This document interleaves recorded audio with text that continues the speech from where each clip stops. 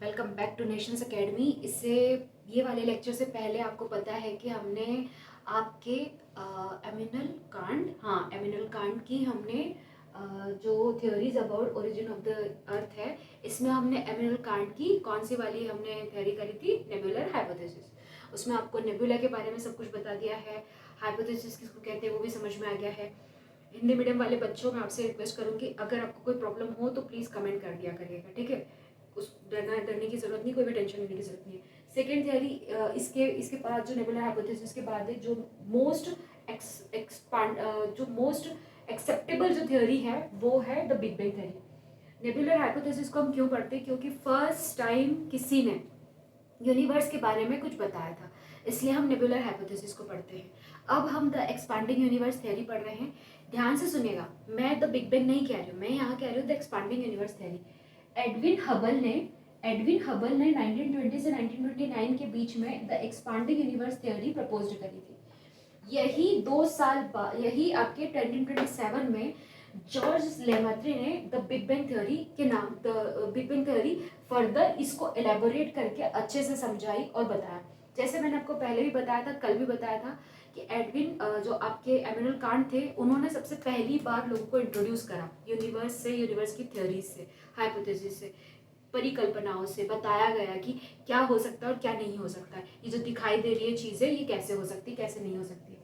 Further आगे बढ़ती गई चीज़ें बहुत लोगों ने, और मैंने आपसे कल भी पूछा था कि नेबुलर हाइपोथेसिस, एमिनल कांट की नेबुलर हाइपोथेसिस के बाद जो the big bang theory, modern theory जिसको हम कहते हैं, इनके बीच में जो थ्योरीज और भी आई हैं, अगर आपको जाननी है तो मुझे कमेंट कर दीजिएगा, मैं बता दूंगी, ठीक है। क्योंकि आपकी बुक में नहीं है, देखो सिंपल बात है बेटा, आपकी बुक में जितना है उतना मैं बता रही हूँ। मैं जो आपको फर्दर बताना चाह रही हूँ वो जो है वो आपके आगे सब्जेक्ट्स में आ सकता है, जब आप ग्रेजुएशन करोगे तब आ सकता है, या फिर आप सिविल सर्विसेज की तैयारी कर लो। सिविल सर्विसेज में मैं स्टेट की सर्विसेज भी बोल रही हूँ और आपके इसकी सर्विसेज भी बोल रही हूँ, यूनियन की भी, दोनों की सर्विसेज की बात कर रही हूँ, तो उसके अंदर ये हाइपोथेसिस आएंगी, राइट। तो अगर आपको चाहिए, जानना है तो मैं बता दूंगी, नहीं जाननी तो इट्स ओके। आपकी बुक के हिसाब से जितना है वो ये है, ठीक है। इनका नाम में भी आपको बुक में नहीं मिलेगा, एडविन हबल तक का नाम आपको दिया हुआ है। अब हम बात करते हैं एक्सपांडिंग यूनिवर्स थ्योरी का। तो आपकी बुक में एक्सपांडिंग यूनिवर्स थ्योरी को एक बलून के एग्जांपल से समझा गया है। उनका कहना है कि एक बलून लो और बलून पे डॉट्स लगाओ और यहाँ पर हवा डालनी शुरू कर दो, गैस डालनी शुरू कर दो, राइट। ये एक्सपांड होगा और धीरे धीरे आप देखेंगे कि जो डॉट्स हमने लगाए थे वो भी दूर दूर जा रहे हैं। यही थियरी सेम काम कर रही है एक्सपांडिंग यूनिवर्स में। एडविन हबल का कहना था कि एक्सपांडिंग यूनिवर्स जो थ्योरी है वो आपस में ही, क्योंकि देखो एक चीज आपको बहुत अच्छे से पता होना चाहिए कि जो यूनिवर्स है, यूनिवर्स की बात छोड़ो, जो गैलेक्सी वो रोटेट हो रही है। जब भी कोई चीज रोटेट होती है तो आपको भी पता है हल्की चीजें दूर गिरती हैं, दूर गिरती हैं और भारी चीजें बीच में आ जाती है। अब हमारी जो मिल्की वे गैलेक्सी है, इसके अंदर सोलर सिस्टम है। तो इनका कहना है कि जब सोलर सिस्टम घूम रहा है, क्योंकि वो खुद भी रिवॉल्व कर रहा है और रोटेट भी कर रहा है, रोटेट का मतलब और रिवॉल्व का मतलब समझ लो। ये सन है, यहाँ समझाते हैं, ये सन है, राइट। अगर ये खुद के पाथ पे घूम रहा है, ऐसे ऐसे घूम रहा है, तो ये रोटेट कर रहा है। ये अर्थ है, अगर ये इसके सराउंडिंग घूम रही है तो इसको रिवॉल्यूशन कहते हैं। ये रिवॉल्व करता है और ये दिन रात जिससे होते हैं वो रोटेशन है। पूरा साल जिससे बदलता है वो रिवॉल्यूशन है। सीजन जिससे बदलते हैं वो रिवॉल्यूशन है। फिर से समझ लो, सीजन्स रिवॉल्यूशन के कारण चेंज होते हैं और जो दिन रात होते हैं, जो धरती पे दिन और रात आते हैं, वो रोटेशन के कारण है। समझ में आया? तो रोटेशन रिवॉल्यूशन का मतलब समझ में आ गया ना। हाँ, तो मैं ये कहना चाह रही थी कि इनने वही कहा कि ये क्योंकि रोटेट भी हो रहे हैं और रिवॉल्व भी हो रहे हैं, तो ये रोटेट और रिवॉल्व हो रहे हैं तो इसकी वजह से ये एक दूसरे से दूर जा रहे हैं, राइट। एक्सपांड हो रहा है यूनिवर्स, जो है वो खुद ही एक्सपांड हो रहा है, क्योंकि वो मोशन में है। कोई भी मोशन बॉडी होती है तो वो दूर जाती है या पास आ जाती है। आपको पता होना चाहिए, हल्की चीजें हैं वो जो नीचे दूर चली जाती है, और भारी चीजें होती है वो नीचे बैठ जाती है। किसी भी जगह पे, किसी भी, नॉर्मली आप रेत डालो पानी के अंदर और घुमाना शुरू करो उसको, किसी भी पेन से या पेंसिल से या डंडी से घुमाना शुरू करो, राइट। आप घुमाओगे, आपको खुद पता चलेगा जो भारी चीजें होंगी वो सेंटर में आनी शुरू हो जाएंगी, हल्की चीजें वो आउट साइड में चली जाएंगी। सिर्फ सेम सेम वही फिनोमिना यहाँ पर यूज हो रहा है एक्सपांडिंग यूनिवर्स थ्योरी में। इन्होंने कहा एडविन हबल ने। अब आगे आते हैं, जॉर्ज लेमात्रे ने कहा, इसी को फर्दर एक्सपांड करके उन्होंने कहा कि अच्छे से इलॉबरेटली समझाया इन्होंने विस्तार में बिल्कुल, और इन्होंने कहा कि बिग बैंग थ्योरी है बाबा। और वो बिग बैंग थ्योरी क्या है, तो वो है, ये इनका कहना था कि आज से 13.7 बिलियन ईयर अगो, समझ रहे हो ये, अरे बाप रे मैंने क्या मिटा दिया, रुको जरा रुको, sorry sorry sorry sorry, the big bang मिटा दिया मैंने तो, कोई बात नहीं, चलो समझ में तो आ ही गया होगा कि द बिग बैंग थ्योरी पढ़ रहे हैं हम। द बिग बैंग थ्योरी, नाम से ही समझ में आ रहा है कि द बिग बैंग थ्योरी का मतलब क्या है, एक बड़ा टक्कर, बैंग बैंग होना, एक बड़ा टकराव होना, और फिर अलग अलग जानी चीजों को। तो इन्होंने कहा कि 13.7 बिलियन ईयर अगो क्या होता है, 13.7 बिलियन ईयर अगो क्या होता है, सारे मैटर्स और एनर्जी जो है वो कंसंट्रेटेड होती है कहाँ पर, एक कंसंट्रेटेड रहती है किसके अंदर, एक एक्सट्रीमली टाइनी, बहुत छोटी, बहुत गर्म और बहुत ज़्यादा जिसमें भार हो, डेंस, बहुत डेंस, ऐसी एक एक टाइनी बॉल होती है जिसके अंदर ये सारी चीज़ें होती हैं। वो जो एक टाइनी बॉल है, ठीक है, ये जो टाइनी मटेरियल है, टाइनी पार्टिकल है, ठीक है, ये कैसा होता है, ये एक्सट्रीमली हॉट होता है, डेंस होता है, ये डेंस भी होता है बहुत ज्यादा, और टाइनी भी होता है, एक्सट्रीमली टाइनी होता है, बहुत छोटा होता है, बहुत छोटा होता है, जिसको हमने कहा है सिंगुलैरिटी। इसको हम क्या कहते हैं, सिंगुलैरिटी।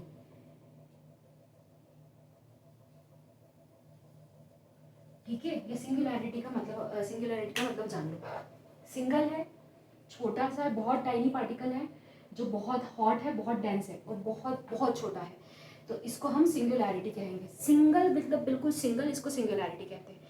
फिर ये क्या कह रहे हैं कि ये जो पॉइंट है ये फर्दर एक्सपांड होता है, सिंस टाइम, मैटर और एनर्जी यहाँ से बननी शुरू होती है। टाइम बहुत लगता है क्योंकि 13.7 बिलियन ईयर की बात कर रहे हैं हम, ठीक है, ओवर द बिलियन ईयर्स, समय जाने के बहुत बहुत बिलियंस ऑफ ईयर जाने के बाद क्या होता है, धीरे धीरे गैलेक्सी, स्टार्स, प्लैनेट बनने शुरू होते हैं और इवेंचुअली हमारी अर्थ बन जाती है।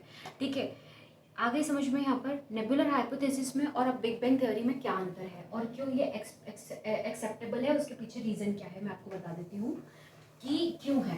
क्योंकि आज हमारे पास बहुत मॉडर्न टेलीस्कोप है, और आपको पता होगा, अगर आप नासा को फॉलो करते होंगे तो आपको पता होगा कि कुछ ना कुछ रोज नया, कुछ ना कुछ वहाँ पर नासा की वेबसाइट पे शो होता है, रोज कुछ ना कुछ आपको यूनिवर्स से रिलेटेड मिल जाएगा, राइट। तो आपको भी पता है कि ये जो क्यों एक्सेप्टेबल है कि सच में जो यूनिवर्स है वो एक्सपांड हो रहा है, धीरे धीरे दूरियां, धीरे धीरे प्लेनेट टू प्लेनेट की दूरियां बढ़ रही है, प्लेनेट से सन की दूरी बढ़ रही है, धीरे धीरे सच में हो रहा है। अब डिफरेंसेस बता दूं मैं आपको नेबुलर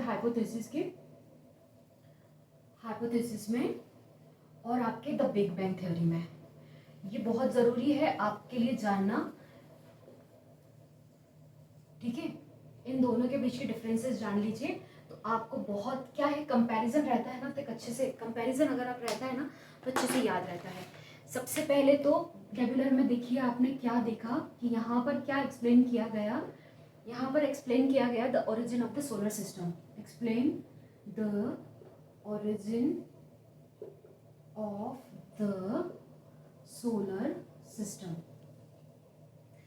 सिस्टम के बारे में यहाँ पर बताया गया।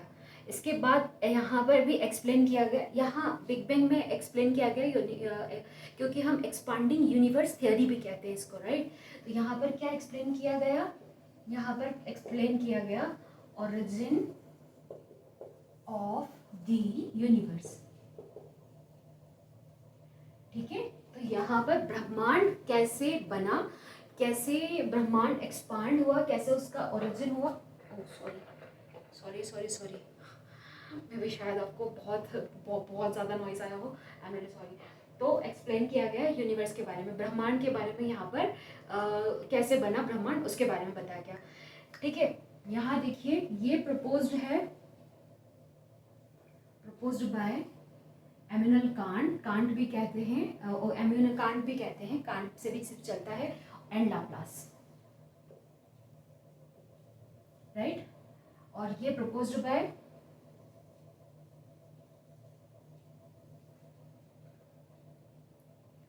Supposed bye modern astronomical observation, हाँ सपोर्टेड बाय मॉडर्न, देखो प्रपोज्ड तो किया है, हमें पता चल गया है कि किसने किया था, राइट। लेकिन इसको प्रपोज्ड बाय, इसको मैं प्रपोज्ड बाय लिखूंगी आपके एडविन हबल ने, चलो ऐसे लिखते हैं, proposed by first Edwin Hubble, ठीक है, और ब्रैकेट में लिखना एक्सपांडिंग यूनिवर्स थ्योरी, ठीक है। इसके बाद और यहाँ पर ईयर लिख लो 1920 से 1929। 1927 में जॉर्ज लेमेत्री, इन्होंने क्या बताया था, इन्होंने the big bang theory propose करी थी, ठीक है। ऐसा होता है, देखिए मैं बताती हूँ, जैसे यहाँ पर एडविन हबल ने एक्सपांडिंग यूनिवर्स थ्योरी के बारे में बताया, तो आगे चल के अभी ये सपोर्टेड है अपनी मॉडर्न थ्योरी से, ठीक है, सपोर्टेड मॉडर्न एस्ट्रोनॉमिकल ऑब्जर्वेशन से सपोर्टेड है। अब सपोर्टेड होने के पीछे जो मेन लोग थे वो थे आपके एडविन हबल और आपके जॉर्ज लेमेत्री, ठीक है। ये चीज़ का ध्यान बहुत ज़रूरी है आपको रखना, क्योंकि कभी कभी डिटेल्ड अगर आप थोड़ी बहुत लिख देते हैं तो वो आपके लिए ही सही होती है, ठीक है। यहाँ तक आई होप आपने लिख लिया होगा, नहीं लिखा हो तो अब लिख लीजिए, लिख तो रहा है ना, जिसको चेक कर लेने दो, तब तक लिख लो या स्क्रीनशॉट ले लो, दिख रहा है, अरे बहुत अच्छे से दिख रहा है, चलो बहुत बढ़िया, ठीक है। तो आई होप आपने अब इतनी देर में स्क्रीनशॉट तो ले लिया होगा, क्योंकि आगे के पॉइंट भी लिखना है ना बेटा।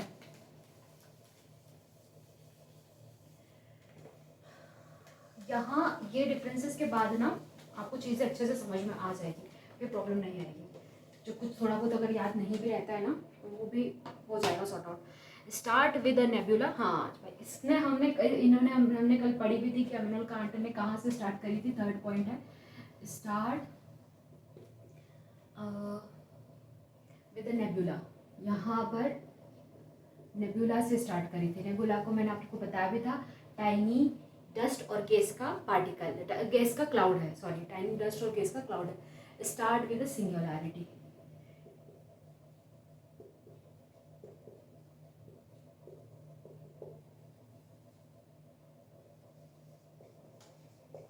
ये कहाँ से स्टार्ट हुई, सिंगुलैरिटी का मतलब क्या है कि बहुत छोटा टाइनी पार्टिकल है जो बहुत हॉट है, बहुत डेंस है और बहुत ज़्यादा छोटा है, ठीक है। नेबुला का मतलब क्या है, वो बादल जो डस्ट और गैस से मिलकर बना हुआ है, हुआ क्लियर। नेबुला मतलब ऐसा क्लाउड जो डस्ट और गैस से मिलकर बना हुआ है। सिंगुलैरिटी का मतलब a tiny particle, extremely hot और एक्सट्रीमली डेंस, ठीक है। इसके बाद आपका नेक्स्ट पॉइंट है जिसमें कहा गया है forms the sun and planet. यहाँ पर बताया गया था कि नेबुला से क्या बने, सन एंड प्लैनेट्स बने, ठीक है। और यहाँ पर बताया गया है कि form the entire universe, then galaxy, stars and planet, right.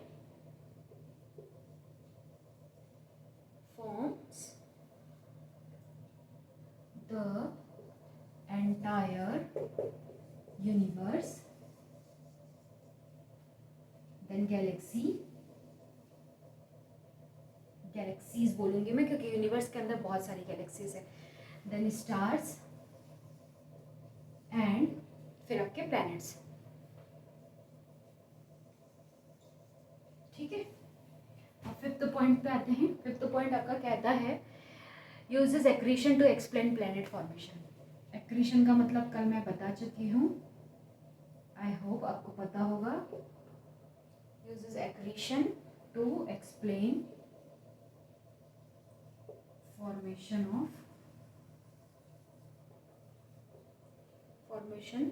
Explain planet formation of planet लिख देते हैं।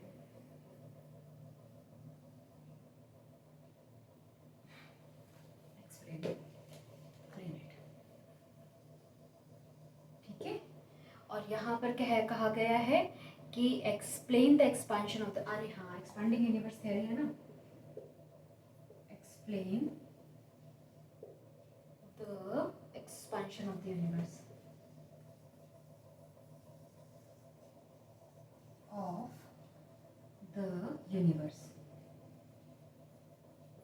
ठीक है, ये समझ में आ गया। बाकी मैं आपको बता ही चुकी हूँ नेबुला क्या होता है, ग्रेविटी, एक्रीशन, एक्रीशन समझा चुकी हूँ, ये सब बता चुकी हूँ, सिंगुलैरिटी क्या होती है। ठीक है, अब इसके आगे का हम हमारे नेक्स्ट वाले लेक्चर में पढ़ेंगे, और इसके आगे का मैं आपको बता दूँ कि क्या होगा इसके आगे। Just give me 1 minute. Big bang हो गई, स्टार फॉर्मेशन है इसके आगे। ओके, स्टार फॉर्मेशन है, और स्टार फॉर्मेशन के बाद आपका फॉर्मेशन ऑफ प्लैनेट है, इवोल्यूशन ऑफ अर्थ है, फिर evolution of lithosphere, asthenosphere, hydrosphere, वो सब कुछ है। तो अब हम इसके आगे वाला पढ़ेंगे, और ये वाला लेक्चर यहीं पर क्लोज हो रहा है। प्लेलिस्ट आपको इसी में मिल जाएगी, लास्ट में वीडियो में आप अब देख रहे होंगे, अब शो हो रही होगी वो प्लेलिस्ट। ओके, कोई भी डाउट है तो बेझिझक होके कमेंट करो, और इसके नीचे आपको इंस्टाग्राम की लिंक दी हुई है, डायरेक्ट मैसेज करो। अगर कोई भी प्रॉब्लम आ रहा है, कोई भी डाउट आ रहा है तो डायरेक्ट मैसेज करो, डरने की कोई ज़रूरत नहीं है, मैं रिप्लाई करती हूँ। ठीक है, आपको भी पता है मैं रिप्लाई करती हूँ, तो टेंशन नहीं लेना। ठीक है, तो इसके आगे वाला अब हम इसके नेक्स्ट वाले लेक्चर में पढ़ेंगे।